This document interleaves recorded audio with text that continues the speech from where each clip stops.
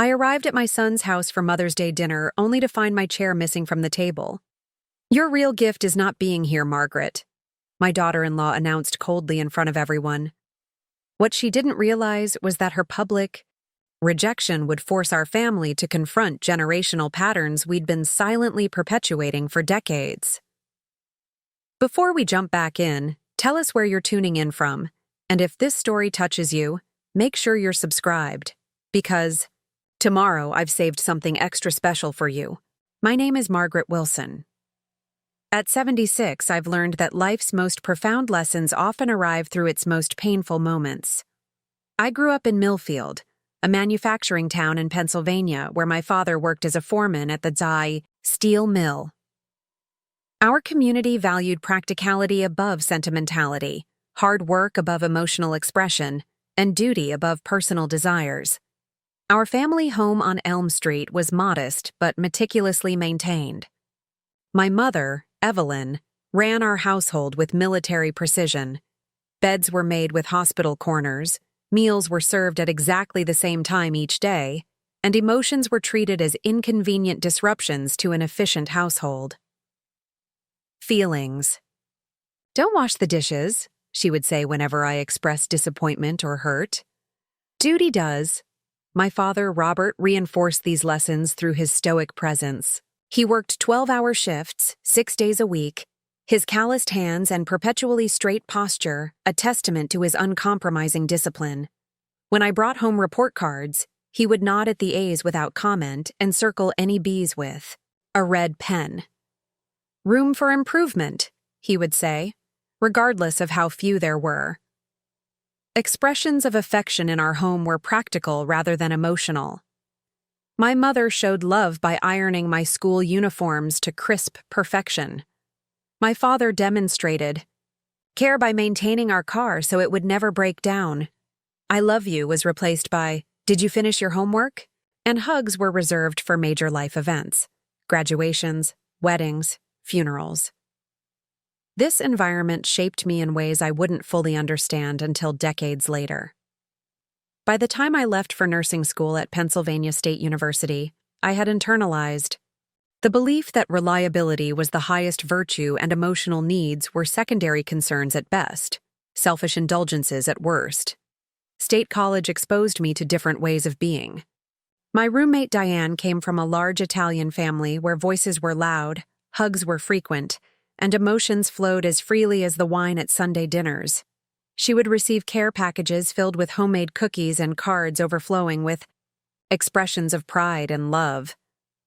The first time she embraced me after I'd helped her study for an exam, I stood awkwardly in her arms, unsure how to respond to such demonstrative gratitude.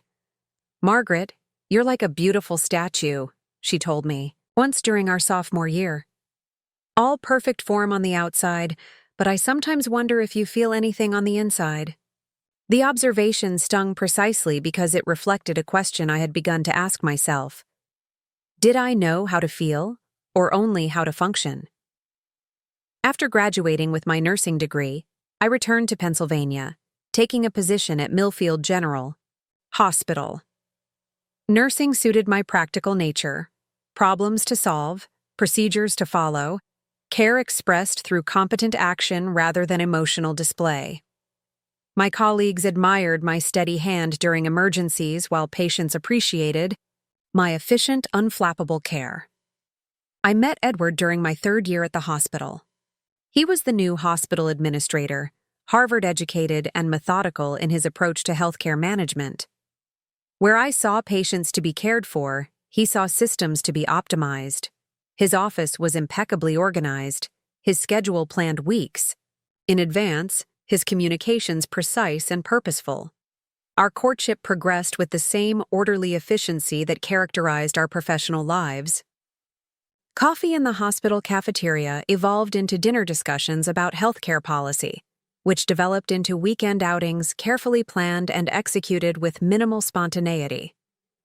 Edward's New England upbringing had instilled in him many of the same values I had learned in my Pennsylvania home: restraint, duty, and practical demonstrations of care. "I admire your competence," he told me 6 months after we began dating, Coming from Edward, this represented high praise, acknowledging the quality he valued most in himself and others. When he proposed 3 months later, it was with a carefully considered speech about our compatibility and shared values, delivered over dinner at exactly 8:20 p.m., the reservation made a month in advance. We were married in 1973, a modest ceremony, followed by a reception that ended precisely at the time specified on the invitations. Our honeymoon, a week in Vermont, included an itinerary planned to the hour.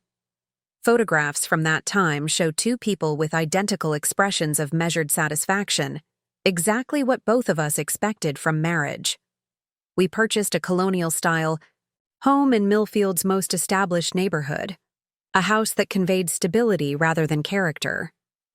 Our evenings were spent in companionable productivity, Edward reviewing hospital budgets while I prepared lesson plans for the nursing students I had begun to instruct. Our conversations centered on practical matters, career advancement, investment strategies, home maintenance. Physical affection was limited to occasional shoulder pats and the perfunctory kiss goodnight. Our son William was born after 3 years of marriage, the result of meticulous family planning. From his earliest days, he displayed a sensitivity that puzzled both Edward and me. Where other infants might calm with systematic feeding and changing, William seemed to crave something more: extended holding, continuous soothing sounds, constant physical contact. These needs struck us as excessive, though we addressed them as best we could within our comfort zones. As William grew, his emotional nature became more pronounced. At school conferences, teachers would describe him as deeply empathetic and attuned to others' feelings, qualities they presented as assets but which secretly concerned Edward and me. In our experience, such emotional sensitivity made one vulnerable in ways we had been raised to avoid. "He needs to toughen up," Edward would remark, after William came home crying over a friendship conflict. "The world doesn't reward softness." I would nod in agreement while silently wondering if our son's emotional nature was something to be corrected or simply a different way of being that I lacked the vocabulary to understand. Despite our concerns, William excelled academically and developed close friendships. He inherited my attention to detail and Edward's analytical mind, applying these qualities to his growing interest in literature and psychology, fields that seemed impractically focused on emotional experience to us, but which clearly engaged his intellect and passion. William's decision to study psychology at NYU created the first significant tension in our otherwise aligned parenting approach. Edward viewed the choice as sentimental career planning, while I privately worried about my son's financial security. Nevertheless, we funded his education with the expectation that practical reality would eventually steer him toward law school or business, fields where his intelligence might yield more concrete returns. Instead, William thrived in his chosen direction, eventually earning his doctorate in clinical psychology and establishing a successful practice specializing in family systems therapy. His work focused specifically on how emotional patterns transmit between generations, a specialization that, in retrospect, seems almost inevitable, though neither Edward nor I recognized its significance at the time. When William met Catherine, during a psychology conference in Boston, we were initially optimistic about the match. She was intelligent and accomplished, an art therapist with credentials from respected institutions. Her professional focus suggested a practical approach to emotional matters that might balance William's sometimes excessive empathy. What we didn't fully appreciate until later was that Catherine's choice of profession reflected not a detached interest in emotions but a profound respect for their importance in human functioning. She came from a family where feelings were honored rather than managed, expressed rather than contained, explored rather than resolved. Catherine entered our family 15 years ago, a vibrant presence in our carefully ordered world. From the beginning, she was everything our family wasn't: expressive, intuitive, someone who believed that emotional authenticity was more important than social harmony. Her Jewish upbringing in a lively Boston household had taught her that healthy confrontation was preferable to peaceful suppression, a philosophy that caused immediate friction during her first extended visit. I still remember her first Thanksgiving. With our family, the confusion on her face as we moved through the holiday with minimal sentiment or ceremony. While her family's traditions apparently involved heartfelt toasts and sharing of gratitudes, ours focused on precise timing of the meal preparation and appropriate discussion topics. Current events, professional developments, no personal disclosures. When she attempted to initiate a round of what we're thankful for, Edward smoothly redirected the conversation to the governor's recent economic proposals. Later, I overheard her asking William if we were always this emotionally constipated, or if it was a special holiday performance. Though the comment stung, I dismissed it as the reaction of someone who simply didn't understand our family's dignified approach to gatherings. The early years of their marriage seemed to involve ongoing negotiation between different emotional worlds. William worked to become more expressive, while Catherine attempted to respect our family's more reserved style during visits. Their differences seemed manageable, if sometimes strained, until the birth of their daughter Emma 12 years ago.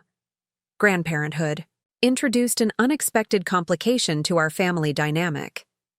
Catherine had strong opinions about child-rearing that emphasized emotional awareness, open communication, and physical affection, approaches that implicitly criticized the parenting William had received. My suggestions about schedules and self-soothing were politely but firmly dismissed as outdated.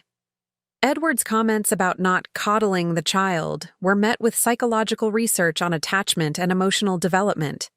"We're raising Emma differently," Catherine would say, a simple statement that carried complicated implications. Different from what? Better than what? The unspoken critique hung in the air during family gatherings, creating a tension that Edward and I managed through increased formality rather than direct discussion. My relationship with Emma developed along carefully negotiated boundaries. I expressed love through practical means, educational toys, college fund contributions, beautifully tailored clothing, while Catherine encouraged more demonstrative interactions. Grandma Margaret isn't a hugger, I once overheard her explaining to a young Emma, but she shows love in other ways. The description was accurate but somehow made me sound deficient, as though my way of caring was a disability rather than a difference. When Edward died 4 years ago from a sudden heart attack, the fault lines in our family deepened. The funeral highlighted our contrasting approaches to grief, my contained composure versus Catherine's open emotionality. Where I found comfort in managing practical arrangements, she sought connection through shared expressions of sorrow. "How can you be so cold?" she asked me the evening after the funeral, finding me at the dining room table addressing thank you notes to those who had sent flowers. "Your husband of 46 years just died." "This needs to be done," I replied simply, continuing my methodical task. What I couldn't explain was that the careful formation of each letter, the precise folding of each note, the adherence to proper etiquette was the only thing preventing my complete collapse. My grief lived in my meticulous attention to these details, though Catherine could see only their emotionless surface. After Edward's death, William increased his efforts to bridge the gap between his wife and me. He scheduled regular family dinners, encouraged joint activities with Emma, and tried to translate between our different styles of communication. His training in family systems made him particularly attuned to the dynamics at play, though his professional knowledge sometimes created additional tension. "Mom, have you ever heard of emotional neglect?" he asked during one visit, about a year after Edward's passing. The term felt accusatory, though his tone was gentle. "It's not about intention, but impact. Parents can meet all physical needs while unintentionally failing to validate emotional experiences." I understood he was trying to explain something important about his childhood, perhaps even offering a path toward closer connection. But after decades of equating emotional restraint with proper functioning, I lacked the vocabulary and comfort to engage with these concepts. "We gave you everything you needed," I responded, effectively closing the conversation. In the 3 years that followed, our family settled into an uneasy pattern. Sunday dinners at William and Catherine's home became a monthly tradition, with informal rules of engagement. I would bring a perfectly prepared dessert. Catherine would make an effort to discuss neutral topics. William would smooth over awkward moments with practiced therapeutic techniques. Emma, now entering her teenage years, would observe these dynamics, with increasing awareness. What none of us acknowledged openly was that these carefully managed interactions masked growing resentment. Catherine increasingly viewed me as emotionally stunted and stubborn. I increasingly saw her as unnecessarily dramatic and judgmental. William was caught between his wife's frustration and his ingrained sense of duty toward me. Emma was absorbing it all, learning the unspoken rules of our particular family dysfunction. The delicate balance we had maintained might have continued indefinitely if not for this year's Mother's Day celebration, which would become the catalyst for either permanent estrangement or unexpected transformation. The day began like many family gatherings before it. I arrived at William and Catherine's home at exactly 1 p.m. as requested, bearing a professionally baked caramel cheesecake, Catherine's favorite, a peace offering of sorts. The house was beautifully decorated with fresh flowers, and Emma greeted me with the careful hug we had negotiated over the years, brief but not entirely perfunctory. William seemed unusually tense, though I attributed this to work stress rather than any family dynamic. Catherine was in the kitchen completing meal preparations, her greeting warm but distracted. The scene appeared perfectly normal, giving no indication of the confrontation to come. As dinner time approached, I moved toward the dining room where I had always sat in the same chair, to the right of William, across from Emma. The table was beautifully set with their best china, fresh flowers, and elaborate place settings. But as I reached for my usual chair, I noticed something was wrong. The place setting was missing, and the chair had been removed entirely. Before I could comment, Catherine entered carrying the final serving dish. Seeing me standing confused by the 3-person table, she set down the food and turned to face me directly. "Margaret," she said, her voice carrying in the suddenly silent room, "we need to talk about something important." William appeared in the doorway behind her, his expression a complex mixture of apprehension and resolve. "What's happening?" I asked, looking between them. "There seems to be a mistake with the table." "It's not a mistake," Catherine replied steadily. "We've been talking, William, Emma, and I, about the patterns in our family and how they're affecting all of us." She gestured to the living room. "We'd like to have a conversation before dinner." Confused but maintaining my composure, I followed her to the living room where Emma was already seated, looking uncomfortable but determined. William joined us, sitting beside Catherine on the sofa while I took the armchair across from them, feeling suddenly as though I were facing a tribunal. "We've made a decision," Catherine continued once we were all seated.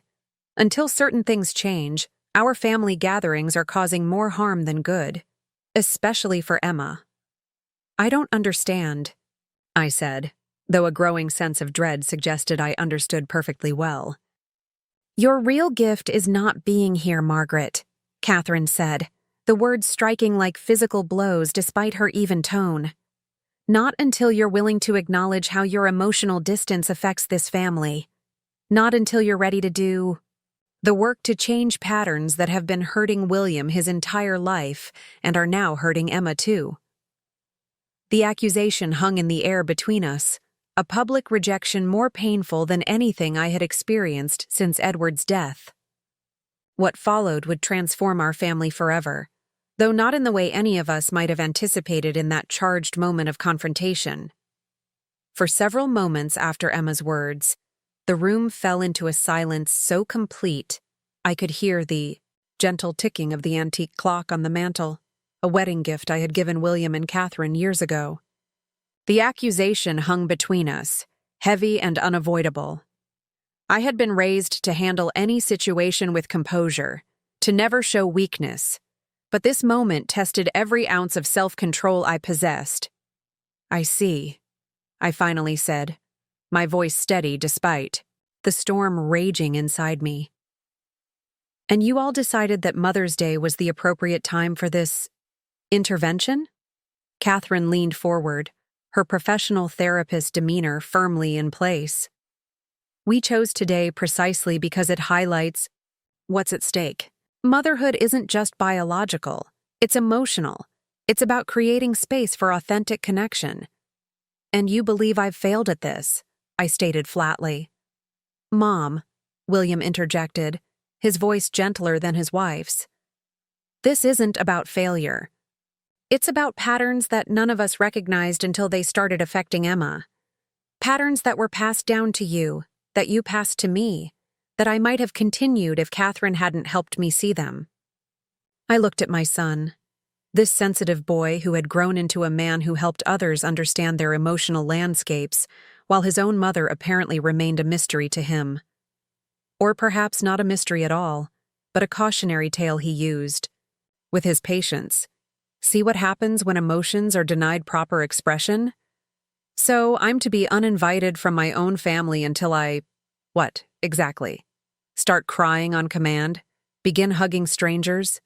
Develop an entirely new personality at 76?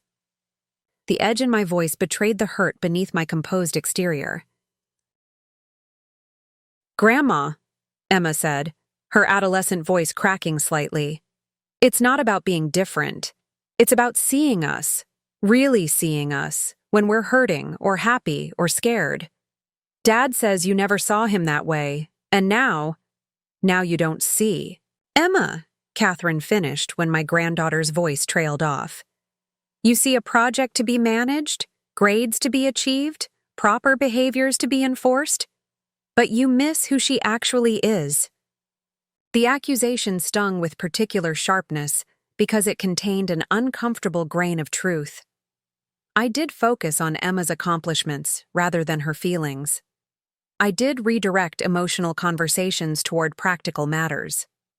I did this because it was all I knew, all I had been taught, all I believed constituted proper care.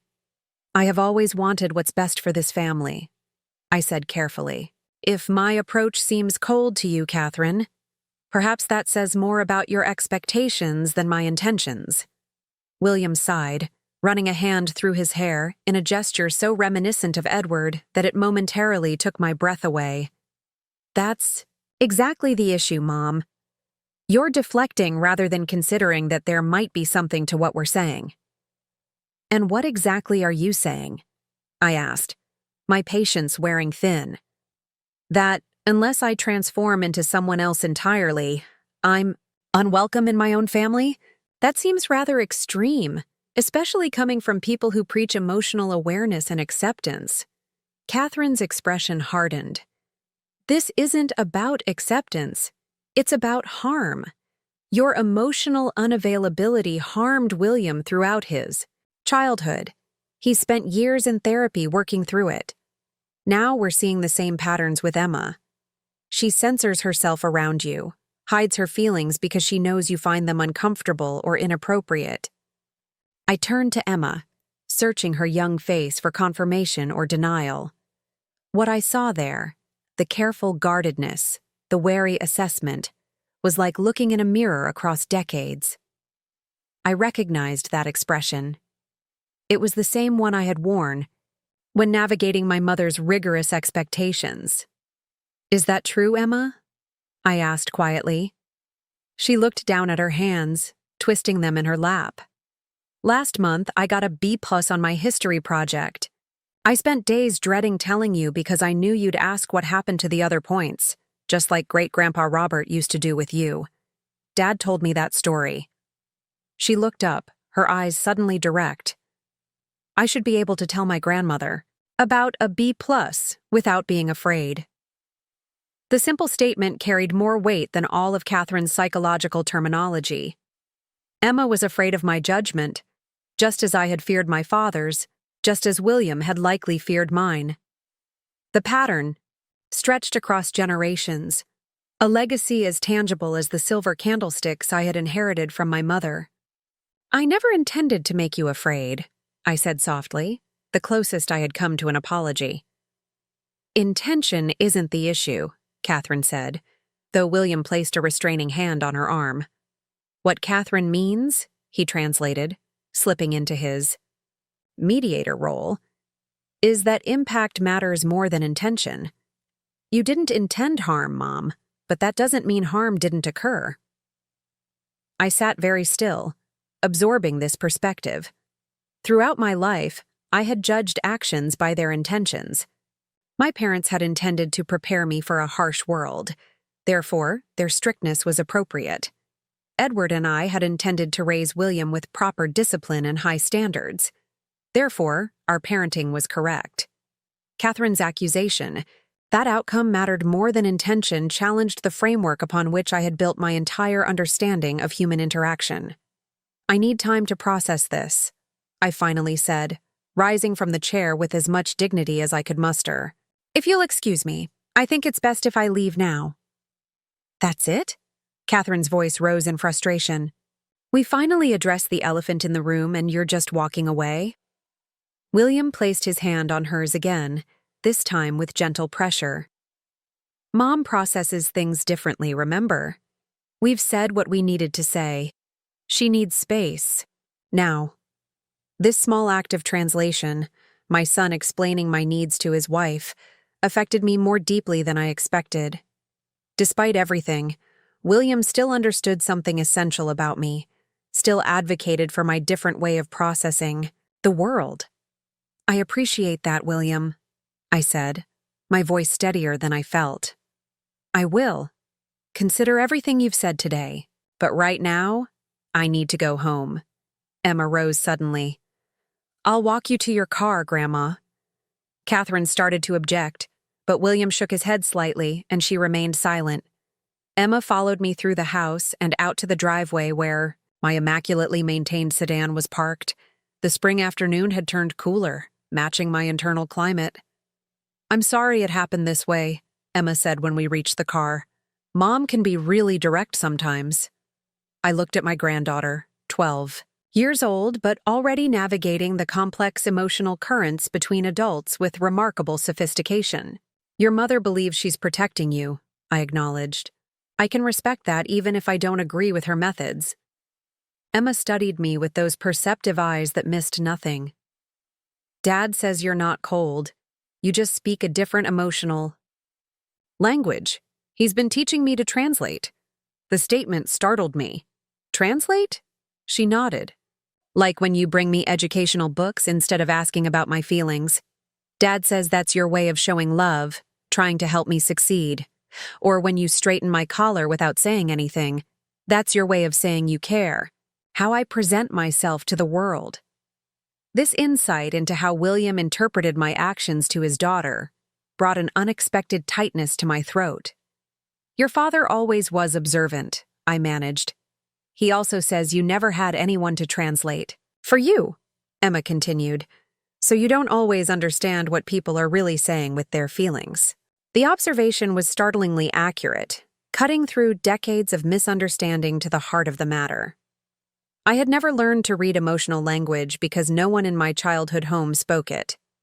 Edward and I had communicated in the same practical dialect, reinforcing rather than expanding our emotional vocabulary. "That's quite insightful for someone your age," I said, reaching out to straighten Emma's collar in the very gesture she had just described. She smiled slightly, recognizing the action for what it was, my way of expressing affection. "I'm not going to change overnight, Emma," I said honestly. "I'm not even sure I can change significantly at my age." "Maybe you don't have to change everything," she suggested. "Maybe you just need to learn a few new words in a different language. Like when I studied Spanish last year, I didn't have to stop speaking English to learn how to say some things in Spanish too." The wisdom in this simple analogy was profound. Perhaps the solution wasn't complete transformation, but selective adaptation, adding to my emotional vocabulary rather than abandoning it entirely. I'll consider that, I promised, meaning it this time. Thank you for walking me out. That's what family does, she replied with a small shrug, unwittingly echoing a phrase my mother had often used, though with very different meaning. For Evelyn, what family does referred to duty and obligation. For Emma, it seemed to mean simple kindness. The drive home was a blur, my mind replaying the confrontation from multiple angles. I was angry at Catherine's timing and approach, hurt by William's apparent siding with his wife, wounded by Emma's fear of my judgment. But beneath these immediate reactions churned deeper questions that I couldn't easily dismiss. Had my way of showing love truly harmed my son? Was I continuing patterns that had caused damage across generations? Was Emma right? Could I learn a new emotional language without abandoning the one I knew? My house felt emptier than usual when I arrived home. Since Edward's death, I had adjusted to solitude, finding comfort in routines and order. Today, however, the silence seemed to amplify rather than soothe my turbulent thoughts. I moved through my evening rituals mechanically, preparing a light dinner, washing dishes immediately afterward, laying out clothes for the next day. When these tasks were complete, I found myself standing in the doorway of the guest room that had once been William's bedroom. Unlike some mothers, I hadn't preserved it as a shrine to his childhood. After he left for college, I had efficiently transformed it into a tasteful guest room with neutral colors and appropriate furnishings. Only one element remained from his youth, a small bookshelf containing volumes he had particularly valued. I approached this shelf now, running my fingers along the spines of books I had never read. Psychology texts, poetry collections, philosophical works, all reflecting interests I had privately considered impractical but had never openly discouraged. William had always been drawn to understanding the internal landscape of human experience, a territory that remained largely unmapped in my own life. One slim volume caught my attention. The Road Less Traveled by M. Scott Peck. The book appeared well-worn, its spine cracked from multiple readings. I vaguely recalled William mentioning this book during his college years, describing it as transformative. I had nodded politely without engaging with the content, focused instead on whether his grades remained strong enough to ensure graduate school admission. I removed the book from the shelf and opened to the first page, where a passage was underlined in William's neat handwriting. Life is difficult. This is a great truth, one of the greatest truths. It is a great truth because once we truly see this truth, we transcend it. Once we truly know that life is difficult, once we truly understand and accept it, then life is no longer difficult. Because once it is accepted, the fact that life is difficult no longer matters. Below this, William had written a note to himself. Remember this when dealing with mom and dad. Their emotional distance is their way of handling life's difficulties. Your way doesn't have to be theirs. The margin note struck me with unexpected force. Even as a young man, William had been trying to understand us, to translate between different emotional languages. While Catherine saw our approach as harmful, William had recognized it as a survival strategy, imperfect but understandable. I continued paging through the book, finding more underlined passages and marginal notes that revealed my son's journey toward understanding both himself and his parents. Many of the annotations dated from his college years, suggesting he had been working to make sense of his upbringing long before meeting Catherine or becoming a therapist himself. One particular note caught my eye. Parents can only give what they themselves received. Forgiveness begins with this recognition. Had William forgiven me for whatever emotional neglect he perceived in his upbringing? The thought that my son had needed to forgive me for something I hadn't even recognized as harmful created a hollow sensation in my chest, a physical manifestation of something I might have previously dismissed as unnecessary sentimentality. I closed the book and returned it to the shelf. but its contents had already begun working through my defenses like water gradually reshaping stone. William had sought to understand me even when I had failed to fully understand him. He had developed compassion for my limitations, while I had seen only his failure to meet my expectations. That night, sleep eluded me. I lay awake replaying moments from William's childhood through this new lens of emotional awareness. The time, he had brought home an art project he was particularly proud of, and I had commented on how neatly he had written his name rather than responding to the creative expression itself.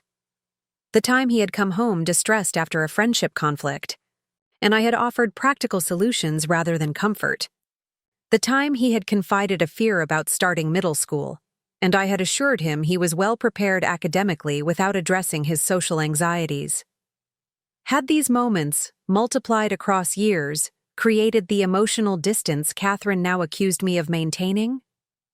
Had my practical approach to mothering left William feeling unseen in ways that mattered deeply to him? Morning arrived with no definitive answers, but a growing certainty that I needed to explore these questions more thoroughly. For the first time in decades, I deviated from my usual Monday routine. Instead of attending my volunteer shift at the hospital gift shop, I called to say I wouldn't be coming in.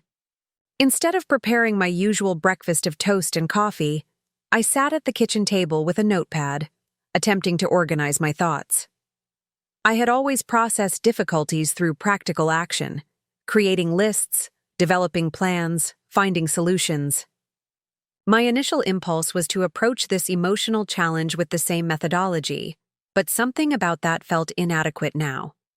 This wasn't a problem to be solved, but a relationship to be understood differently. The telephone rang, interrupting my thoughts. I answered to find William on the line, his voice carefully neutral. "Mom, I'm checking in. We're concerned about how you're doing after yesterday." The formal "we" suggested Catherine was likely listening, perhaps on another extension.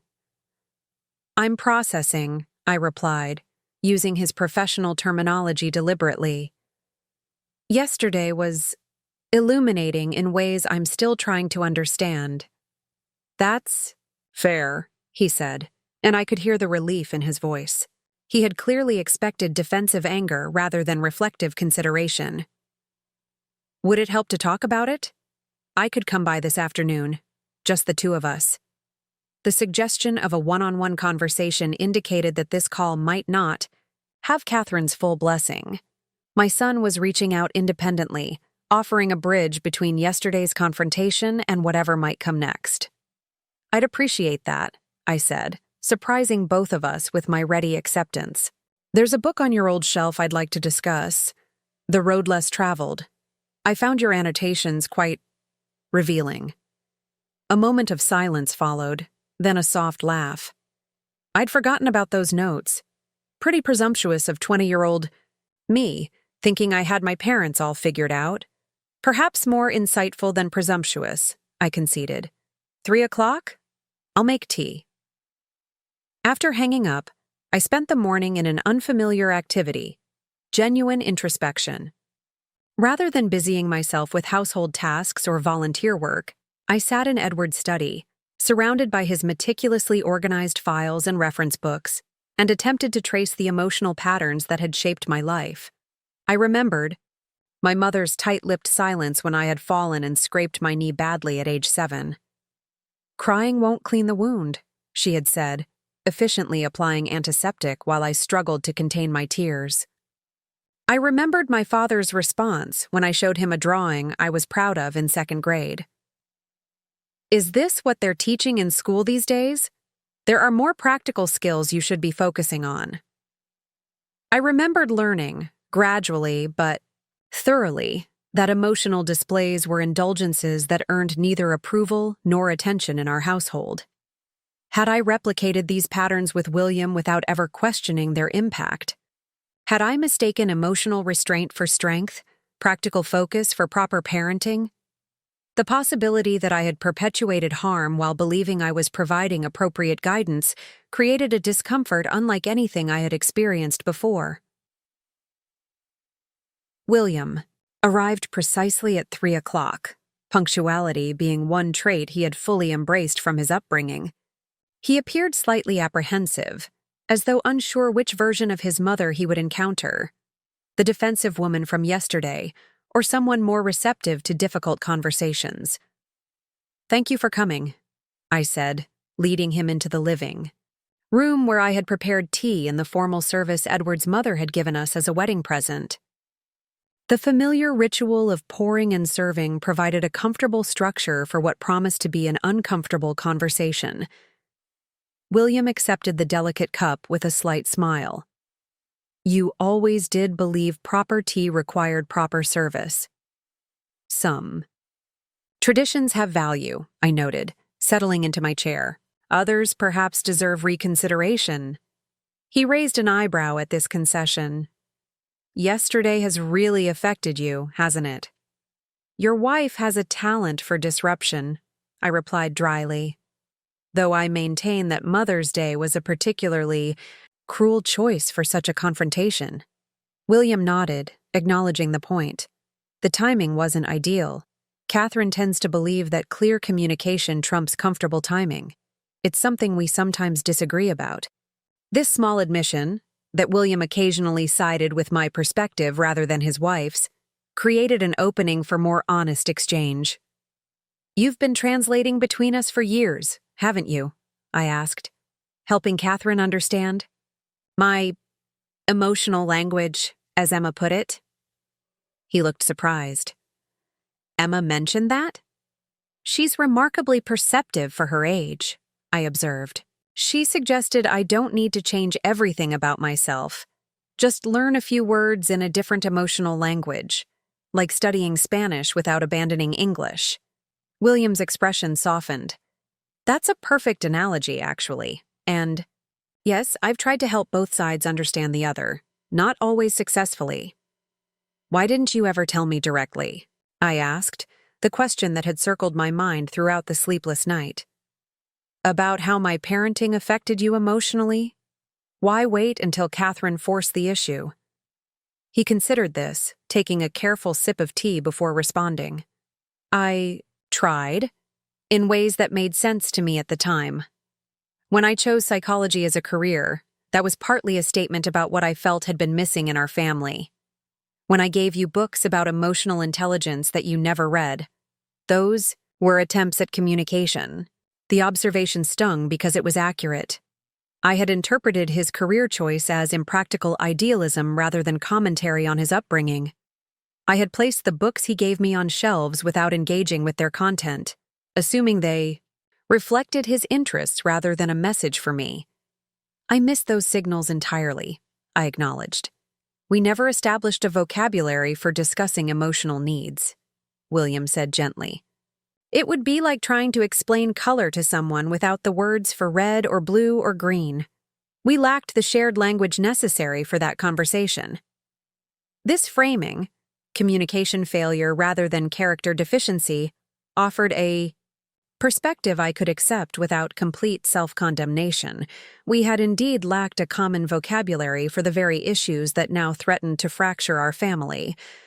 "I found your notes in Peck's book," I said, changing direction slightly.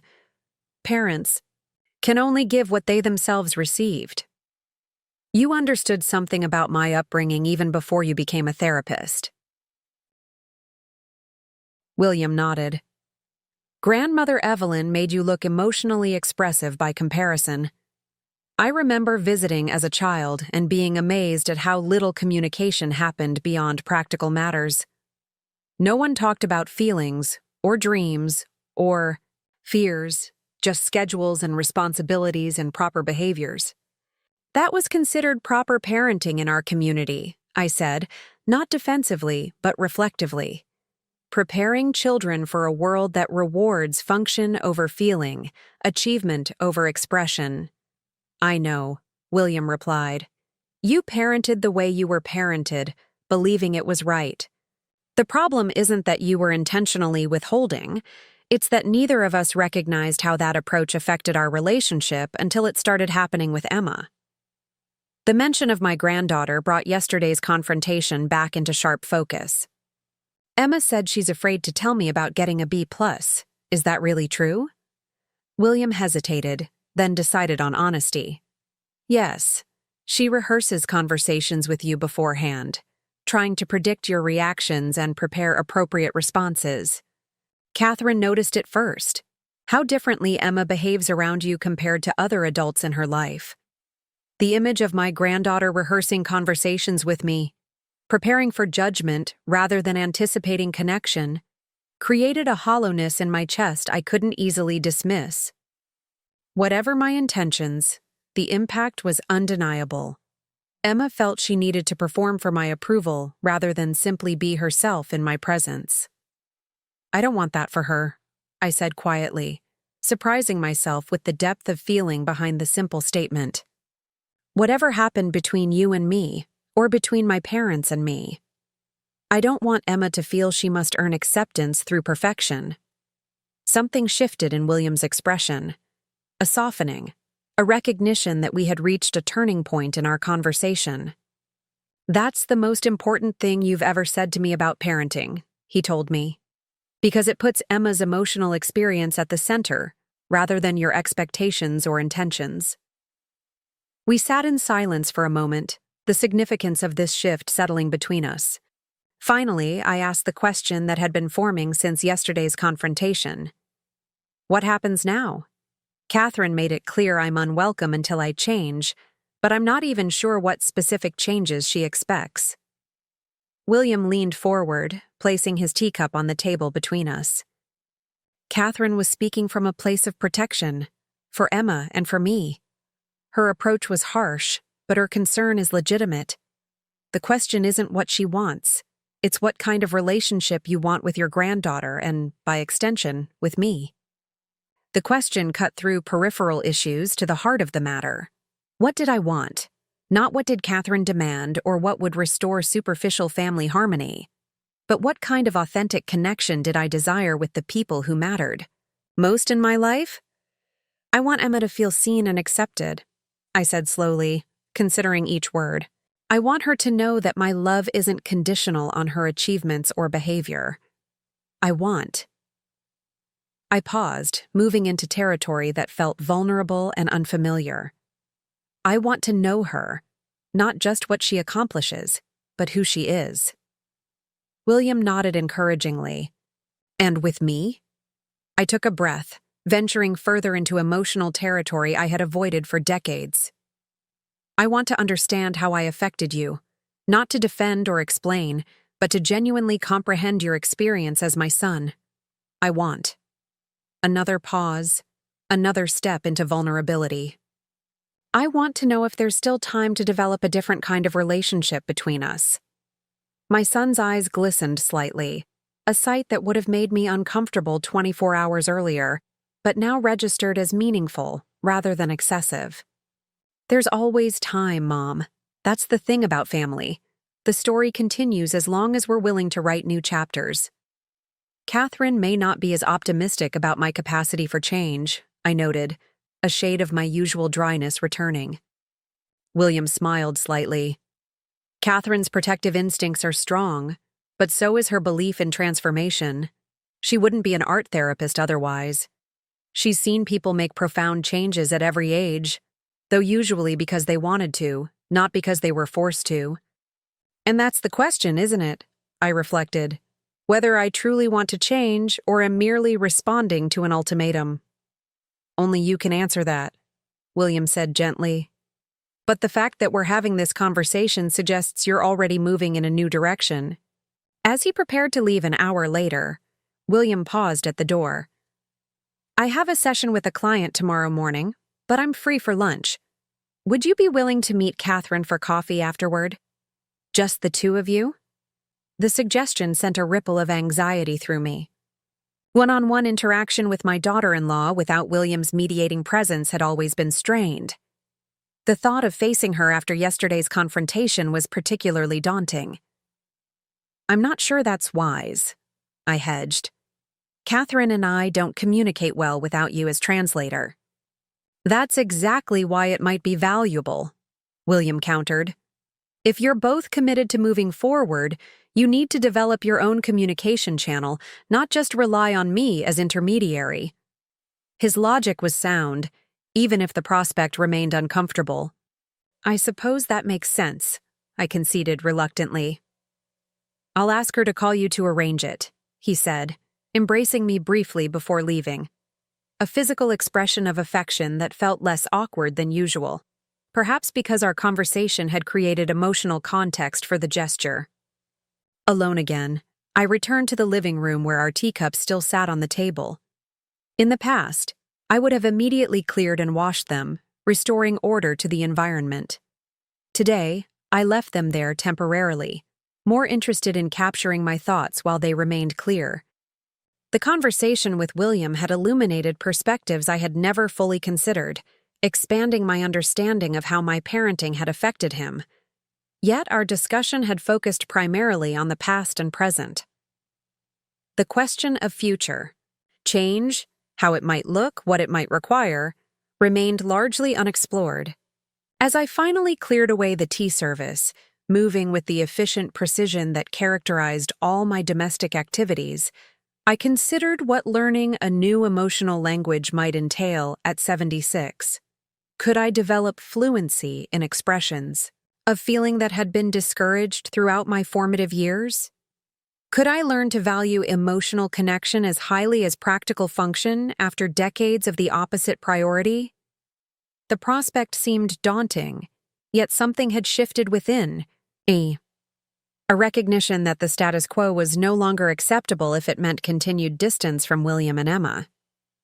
Whatever changes might be required, they seemed increasingly worth the effort when measured against the alternative of progressive estrangement from the only family I had left. Catherine's call came that evening, her voice cautious but not hostile when I answered. "William suggested we meet tomorrow," she said without preamble. "Are you open to that?" "Yes," I replied, matching her directness. "Though I imagine it won't be a comfortable conversation for either of us." A slight pause, then. Comfort isn't always the most important consideration in family relationships. Understanding matters more. On this point, at least, we agreed. Perhaps the first genuine common ground we had identified in 15 years of knowing each other. "The cafe on Maple Street at 1 o'clock, I suggested, naming a neutral location equidistant from our homes. "That works," Catherine confirmed. "Thank you for being willing to talk further." As I replaced the receiver, I was struck by the significance of this small exchange. For perhaps the first time, Catherine and I had communicated directly about something meaningful without William's mediating presence. It was a minor step, but in the direction of the change both of us apparently desired, whatever our differences regarding its nature and extent. That night, before retiring, I found myself drawn once more to William's old bookshelf. This time, I selected another volume he had left behind. Emotional Intelligence by Daniel Goleman. The book's subtitle promised insights about why it can matter more than IQ, a claim that would have seemed absurd to me not long ago, but now sparked genuine curiosity. Instead of merely shelving this book as I had done with William's previous gifts, I took it with me to bed, opening to the first chapter. If I was to learn a new emotional language at 76, I would need to start with the basics, the alphabet and grammar of feelings I had never properly learned. The cafe meeting tomorrow with Catherine loomed as both challenge and opportunity. Whatever happened there would determine whether Mother's Day had marked the end of one family configuration or the beginning of a different, potentially richer connection across our differences. As I began reading, I found myself hoping, perhaps, for the first time, that significant change might still be possible, even after decades of the patterns now revealed as harmful despite their familiar comfort. The Maple Street Cafe occupied the ground floor of a converted Victorian home, its interior a thoughtful blend of historical architecture and modern design. I arrived 15 minutes early, a lifelong habit that Edward had shared and reinforced throughout our marriage. Punctuality was not merely politeness, but moral virtue in our worldview, a concrete demonstration of respect for others' time and schedules. I selected a table in the corner, positioned so I could observe the entrance while maintaining some privacy for our conversation. The waitress brought water and menus, her cheerful efficiency a welcome contrast to the emotional complexity awaiting me. I ordered tea, arranging the table with the precise attention to detail that had always provided comfort in uncertain situations. Catherine arrived exactly on time, neither early to demonstrate excessive eagerness nor late to indicate casual disregard. She spotted me immediately and approached with confident strides, dressed in the artfully casual style that always made my tailored outfits feel somehow outdated rather than classic. "Margaret," she greeted me with a small nod, settling into the chair opposite mine. "Thank you for suggesting this." "William thought it would be beneficial," I corrected gently, unwilling to claim credit for an idea that hadn't been mine. "Actually, it was my suggestion originally," Catherine replied, a hint of her usual directness returning. "I asked William to propose it because I thought you might be more receptive that way." This small manipulation, well-intentioned though, it might have been, bristled against my preference for straightforward communication. Before I could respond, the waitress returned for Catherine's order. She requested herbal tea and a scone, her manner relaxed and personable with the server in a way that highlighted the careful formality of my own interactions. When we were alone again, an awkward silence stretched between us. We had never spent time one-on-one without William's mediating presence, and the weight of Sunday's confrontation hung in the air, making casual conversation impossible and deeper discussion daunting. "I've been reading the book William left at my house," I finally said, choosing neutral territory to begin. "Emotional Intelligence. Have you read it?" Catherine's expression registered surprise at this opening. "Yes, years ago. It's somewhat dated now in terms of the research, but the core concepts remain valuable. What prompted your interest?" The question was loaded with potential pitfalls. If I admitted I was reading it to better understand our family dynamics, it might seem like capitulation to her demands.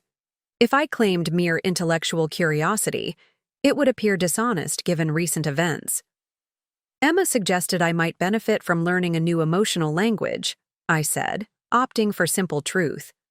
"Not replacing my existing approach entirely, but expanding my vocabulary," as she put it. Catherine's features softened slightly. "Emma said that? She has remarkable insight for someone her age." "She does," I agreed, finding common ground in appreciation for my granddaughter. "She seems to understand both our perspectives better than we understand each other."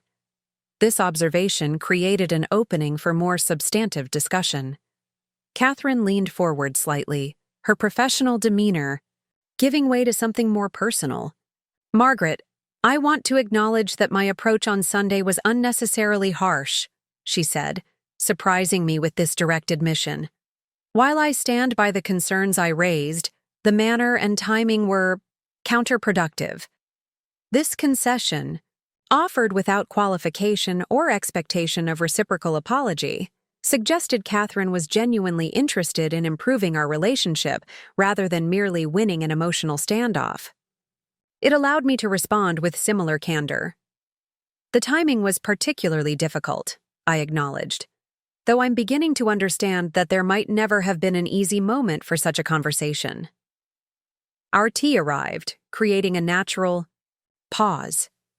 Catherine added honey to hers with a casual motion, while I measured precisely 1/2 teaspoon of sugar into mine. Even these small rituals highlighted our different approaches, her intuitive approximation versus my measured precision. "William tells me you had a productive conversation yesterday," she said, returning to more difficult territory. "He seemed hopeful." "We discussed his childhood and my parenting approach," I confirmed. "I've been reflecting on patterns I may have perpetuated without questioning their impact." Catherine studied me over the rim of her teacup. "That's significant. Many people your age would simply dismiss these concerns as generational differences or modern oversensitivity." I considered that approach, I admitted. It would have been easier in many ways. But when Emma said she rehearses conversations with me beforehand, afraid of my judgment, I paused, still processing this painful revelation. That's not a relationship I want with my granddaughter, regardless of how I was raised or what I consider normal. Catherine set down her cup, her expression thoughtful. That's a perspective I didn't expect from you, Margaret. Most people defend their parenting choices reflexively, especially when criticized. I'm not most people, I replied with a hint of my usual dryness. And at 76, I've outlived most of my generation's certainties.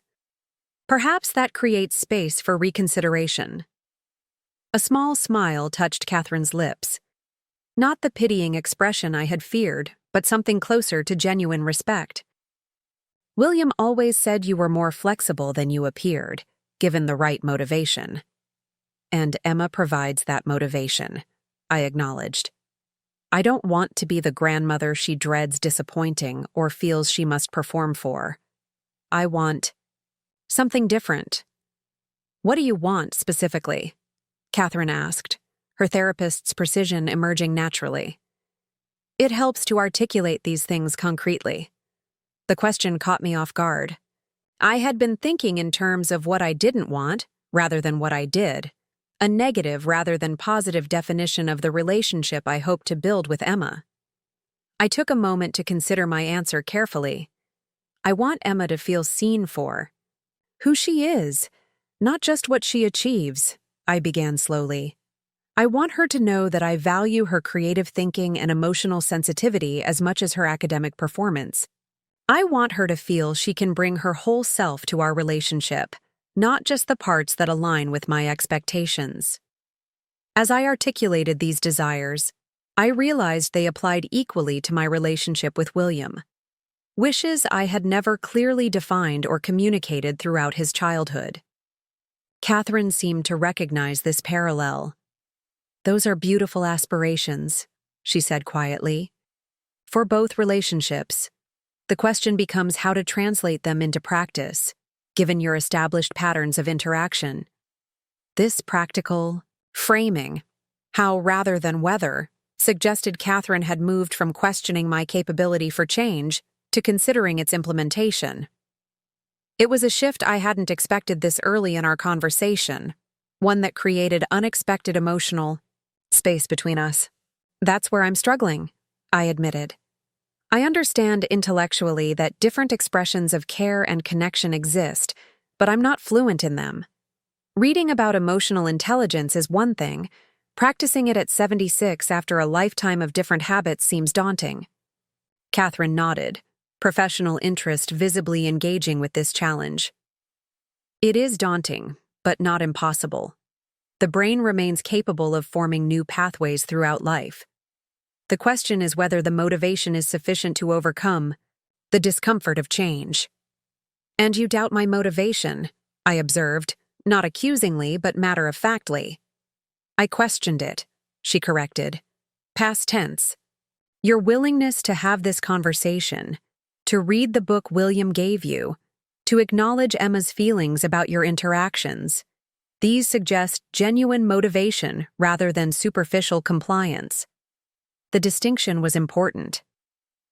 Catherine was indicating that she saw my efforts as authentic rather than strategic, a recognition that allowed our conversation to proceed on more equal footing. What would you suggest as practical next steps? I asked, deliberately using language that acknowledged her professional expertise while maintaining my agency in the process. If you were working with someone in my position professionally, where would you begin? This framing, consultant rather than adversary, visibly shifted Catherine's approach. She considered the question thoughtfully, setting aside her personal involvement to access her professional knowledge. I'd start with awareness before action, she said finally.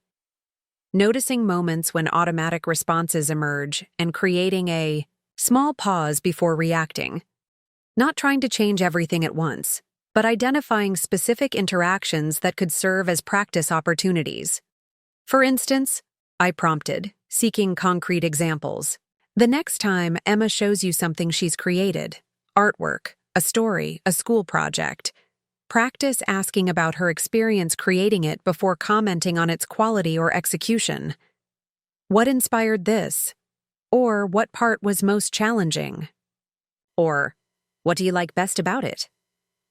Questions that center her experience rather than your assessment. The suggestion was surprisingly specific and manageable, a small adjustment to existing interactions rather than wholesale personality transformation. It focused on adding new elements to my communication rather than eliminating established patterns entirely, aligning with Emma's language learning metaphor. That seems possible, I acknowledged. What else? Notice physical cues, Catherine continued, warming to her advisory role. When Emma seems upset or excited, acknowledge the emotion you're observing before moving to practical matters. You seem disappointed about something, or you look really excited today. Simple observations that communicate you're seeing beyond surface behaviors. Again, the suggestion was concrete and limited in scope, a modest addition to my existing approach rather than its complete replacement. Catherine was offering a curriculum for gradual learning rather than demanding immediate fluency, a methodology that respected both the challenge and my capacity to meet it. William mentioned you sometimes keep a journal, she added, surprising me with this knowledge of a private habit I had never discussed with her.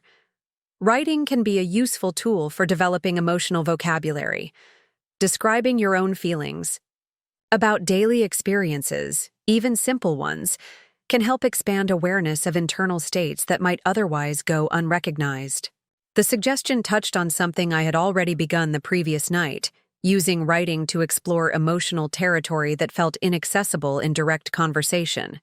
That Catherine had independently suggested this approach indicated her genuine, professional insight rather than merely personal criticism. These are thoughtful recommendations, I said, acknowledging the value of her expertise. Different from what I expected, to be honest. What did you expect? She asked, genuine curiosity in her voice.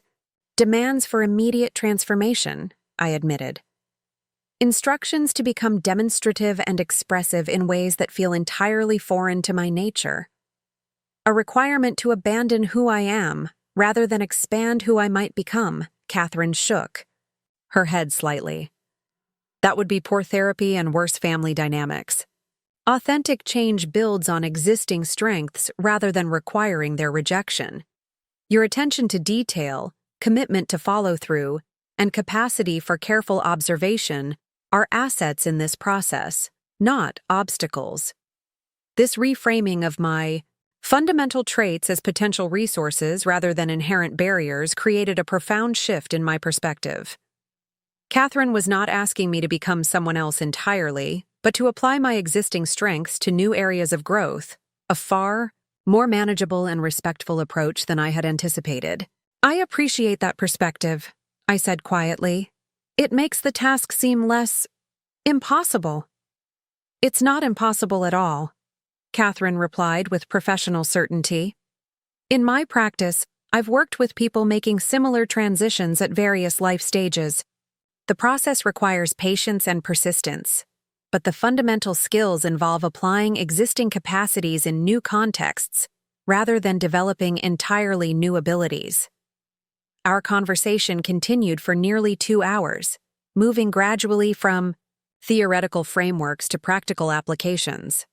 Catherine shared examples from her clinical experience while carefully maintaining client confidentiality. I asked increasingly specific questions about implementing her suggestions. We discovered unexpected common ground in our shared commitment to Emma's emotional well-being, despite our different approaches to fostering it. As our meeting concluded, Catherine hesitated briefly before asking, "Would you be open to dinner at our home this Sunday? Not a formal Mother's Day redo, just a regular family meal. An opportunity to practice some of what we've discussed in a supportive environment." The invitation represented significant progress from Sunday's confrontation, a genuine offer of reintegration rather than continued exclusion. It also acknowledged that change would occur through practice rather than declaration, requiring concrete opportunities for implementation. "I would appreciate that," I replied, genuine gratitude in my voice. "Thank you for suggesting it." As we walked to our cars, Catherine paused briefly. "Margaret, one more thing. This process won't be linear. There will be moments of progress and moments of reversion to established patterns. That's normal and expected, not failure." The observation contained an implicit promise of patience with inevitable missteps, a grace period for learning rather than immediate expectation of mastery. It suggested Catherine was committed to this process beyond a single conversation or gesture. "I understand," I assured her. "Learning any new language involves mistakes along the way." She smiled slightly at my adoption of Emma's metaphor. "Exactly. The key is continuing the practice despite the discomfort of imperfection." Driving home, I reflected on the unexpected productivity of our meeting.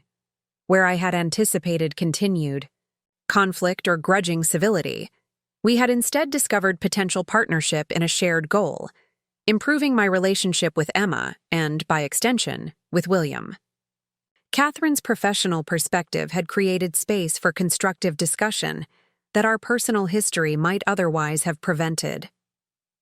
The rest of the week passed in a blur of small experiments with this new awareness. I continued reading about emotional intelligence, highlighting passages that resonated with my experience. I practiced noticing my automatic responses to situations, creating the pause Catherine had suggested before defaulting to established patterns. I began keeping a more deliberate journal, attempting to identify and name emotions that had previously remained unacknowledged. These efforts felt awkward and sometimes artificial, like practicing scales on an unfamiliar instrument. Yet there was also something quietly satisfying about expanding my internal vocabulary, developing greater precision about experiences that had previously remained categorized simply as pleasant or unpleasant without further distinction. Sunday arrived with both anticipation and apprehension. I prepared for dinner at William and Catherine's home with unusual thoughtfulness, deliberately choosing a more casual outfit than my typical visit attire. The small adjustment was symbolic rather than significant, but it represented willingness to reconsider even minor aspects of established patterns. Instead of bringing my usual precisely executed dessert, I stopped at Emma's favorite bakery and selected an assortment of treats without concern for perfect presentation. The colorful box felt strange in my hands, less controlled but somehow more connected to my granddaughter's preferences rather than my own standards. William answered the door when I arrived, his expression warm but slightly guarded, as though uncertain which version of his mother would appear for dinner. "Mom, come in. Emma's been looking forward to seeing you." The simple statement contained no judgment or expectation, just factual information that my granddaughter anticipated my visit positively rather than with dread. It created immediate emotional context for the evening, suggesting potential for connection rather than evaluation. Emma emerged from the kitchen, wiping flour-covered hands on her apron. "Grandma, I'm making pasta from scratch. Mom's teaching me her family recipe." The informal greeting and shared activity with Catherine indicated their relationship contained elements mine had always lacked: collaborative creation rather than instruction, process enjoyment rather than outcome assessment. It provided immediate opportunity to practice Catherine's suggestions. "That sounds wonderful," I replied, deliberately focusing on Emma's experience rather than the quality of the eventual result. "What's been the most interesting part of making it yourself?" Emma's face lit with surprise and enthusiasm at this unexpected question. "Feeling the dough change texture as you work with it. It starts all crumbly and then gets smooth and elastic. It's kind of magical." "I'd love to see the process if you're willing to show me," I said, another deliberate step into unfamiliar conversational territory, expressing interest in experience rather than outcome. Emma led me into the kitchen where Catherine was supervising the pasta-making operation, flour dusting multiple surfaces despite their best efforts at containment. In the past, I might have noticed the mess first, perhaps offering to help clean up or making a mental note about inefficient processes. Today, I consciously directed my attention to the collaborative energy between them instead. Margaret, perfect. Timing, Catherine greeted me without awkwardness. Emma's just about to roll out the next batch. Would you like to try? The invitation to participate rather than observe represented another small bridge between our different approaches. Catherine, acknowledging my presence in their activity rather than maintaining separation, me accepting potential imperfection rather than declining to attempt an unfamiliar skill. I'd like that, I said, stepping forward to accept the rolling pin Emma offered. Though I'll need guidance. This isn't something I've done before. I'll show you, Grandma, Emma said eagerly, positioning herself beside me. You have to use just the right pressure, not too hard or it sticks, not too soft or it stays too thick. As Emma demonstrated the technique, her small hands guiding mine on the rolling pin, I experienced a moment of connection unlike any we had shared before. We were engaged in collaborative learning rather than performance evaluation, present experience rather than future preparation. The pasta might not turn out perfectly, but something more important was being created between us. Dinner progressed with similar small moments of adjusted interaction. When William described a challenging situation with a client, I asked about his emotional response rather than suggesting practical solutions. When Emma mentioned receiving a compliment from her art teacher, I inquired about the specific project, rather than immediately connecting the achievement to future opportunities. When Catherine discussed a professional conference she planned to attend, I expressed interest in her presentation topic rather than focusing solely on logistical details. Each small shift required conscious effort, like speaking phrases in a language still unfamiliar enough to require translation. Yet collectively, these adjustments created a different atmosphere than our previous family gatherings, more connected, less evaluative, with space for authentic expression rather than performance. After dinner, as William and Catherine cleared the table, Emma approached me with a sketchbook I hadn't seen before. "Would you like to see what I've been working on in art class?" she asked, a hint of her former caution still evident beneath the invitation. "I'd love to," I replied sincerely, creating space beside me on the sofa for her to sit. She opened the book to reveal a series of mixed-media self-portraits, each exploring different aspects of identity through varied techniques and materials. The artwork showed remarkable sophistication for a 12-year-old, blending technical skill with emotional expression in ways I might previously have dismissed as unnecessarily dramatic or impractical. "These are extraordinary, Emma," I said, genuinely impressed by her creative vision. Then, remembering Catherine's suggestion, I added, "What inspired this approach to self-portraiture?" Emma's face brightened at the question, her posture relaxing visibly as she recognized genuine interest rather than assessment. We were studying Frida Kahlo and how she used symbolism to express different parts of herself. I started thinking about how I'm different in different contexts, like how I feel one way at school and another way at home and another way when I'm just by myself. As she continued explaining her artistic choices, I noticed how animation transformed her features, bringing forth aspects of her personality that remained hidden in our typical interactions. This was Emma unleashed from the performative constraints she normally adopted in my presence, passionate, insightful, comfortable with ambiguity and exploration rather than certainty and conclusion. "This particular piece represents how I feel when people expect me to be perfect," she explained, pointing to a portrait incorporating fragments of report cards and certificates partially obscuring the face. Like all these achievements become a mask that hides who I really am underneath. The observation contained implicit commentary on our relationship, how my focus on her accomplishments had created pressure that overshadowed authentic connection. Instead of becoming defensive or dismissive, I allowed myself to truly hear her perspective. "Does that happen often?" I asked gently. "Feeling like your achievements hide the real you?" Emma hesitated, glancing toward the kitchen where her parents remained occupied with cleanup. "Sometimes," she admitted. "Especially when I think people will only value me if I'm doing something impressive or important."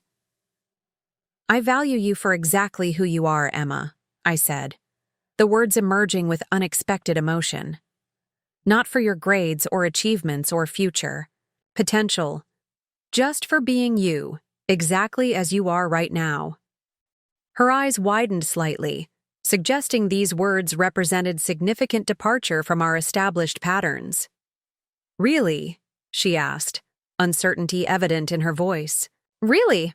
I confirmed, reaching out to cover her hand with mine, a physical gesture of connection I would have considered unnecessarily demonstrative just weeks ago. "I haven't always known how to show that properly, but I'm learning." Emma studied my face, perhaps looking for signs of insincerity or manipulation. Finding none, she leaned against my shoulder lightly, another physical connection that felt simultaneously unfamiliar and right. "Dad says you're learning a new language," she observed. "He says it's really brave to try learning something that different when you're, old," I supplied with a small smile. She blushed slightly. "He didn't say that exactly, but it's accurate nonetheless," I acknowledged without offense. "Learning anything new at 76 requires additional effort. The patterns are more deeply established, the neural pathways more fixed. But that doesn't make it impossible, just more deliberately chosen." Emma considered this thoughtfully. "Like when I tried learning piano last year after playing violin, since I was 6. My hands kept wanting to do violin things even though I was sitting at a completely different instrument."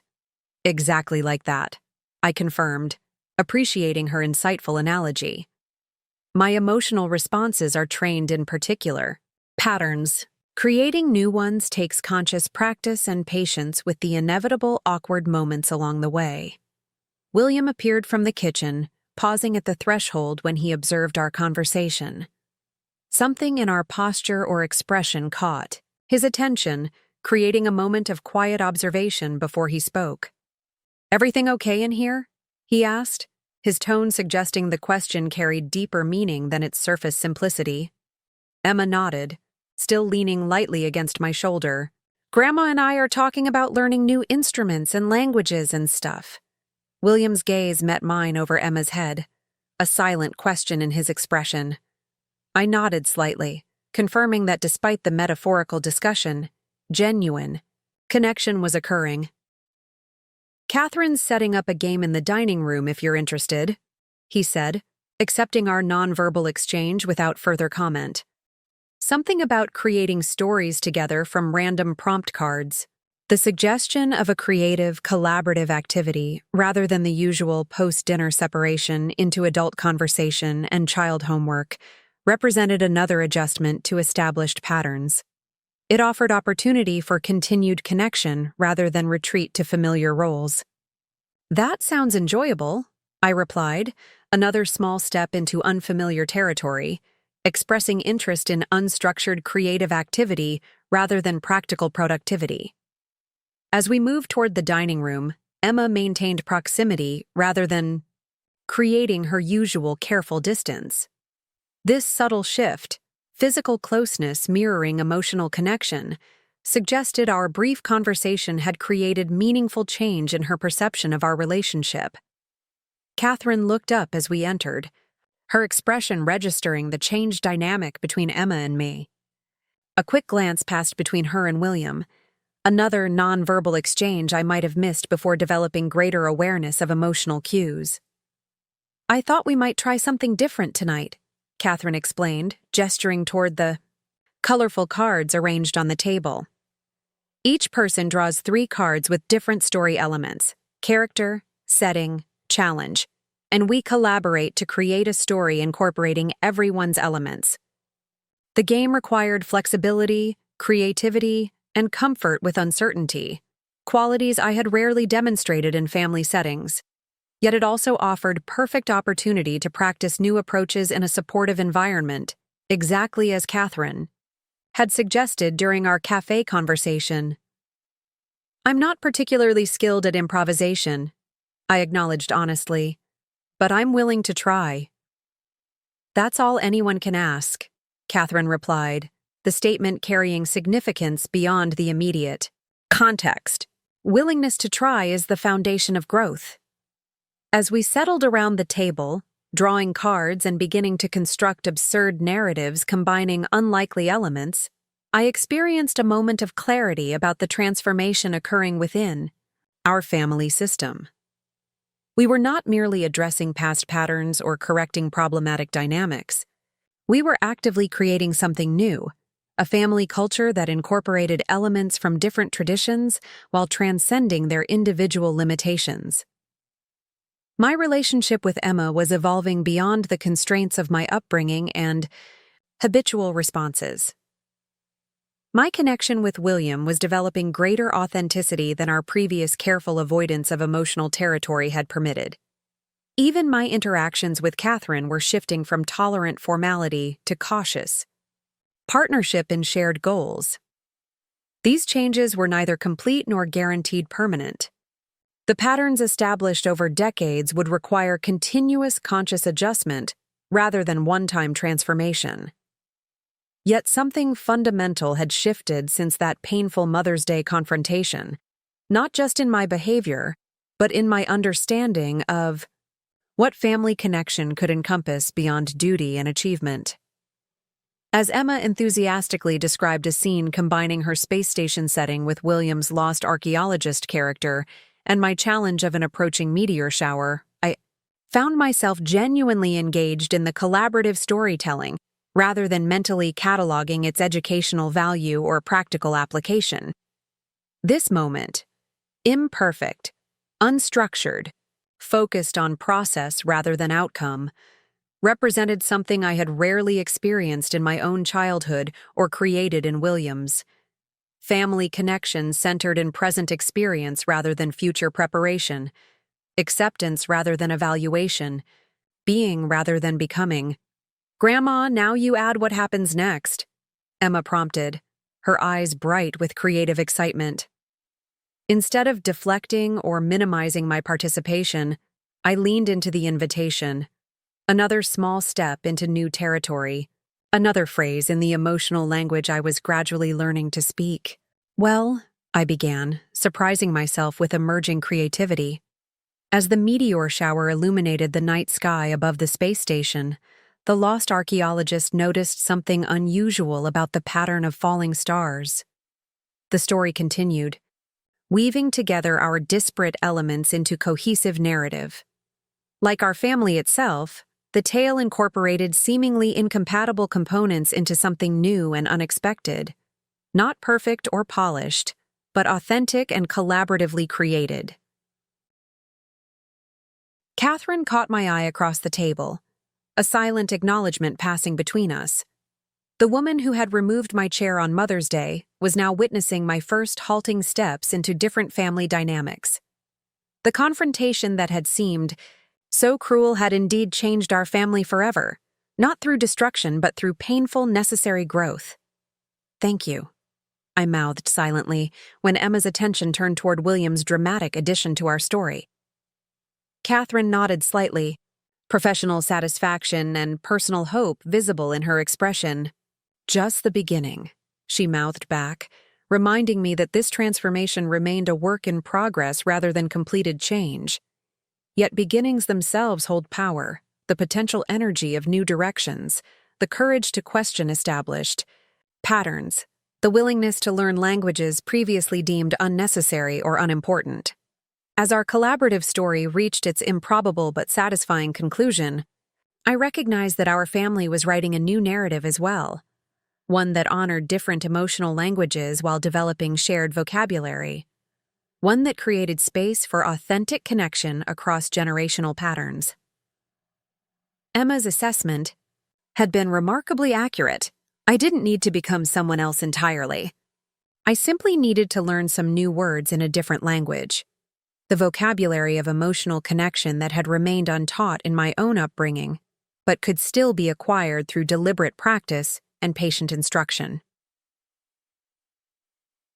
The mother-in-law, who had announced, "Your real gift is not being here," had inadvertently given me something precious indeed, the opportunity to discover capabilities for connection I had never recognized in myself, to build relationships of greater depth than my upbringing had prepared me to create, to expand my understanding of family beyond duty and achievement to include authentic presence and acceptance.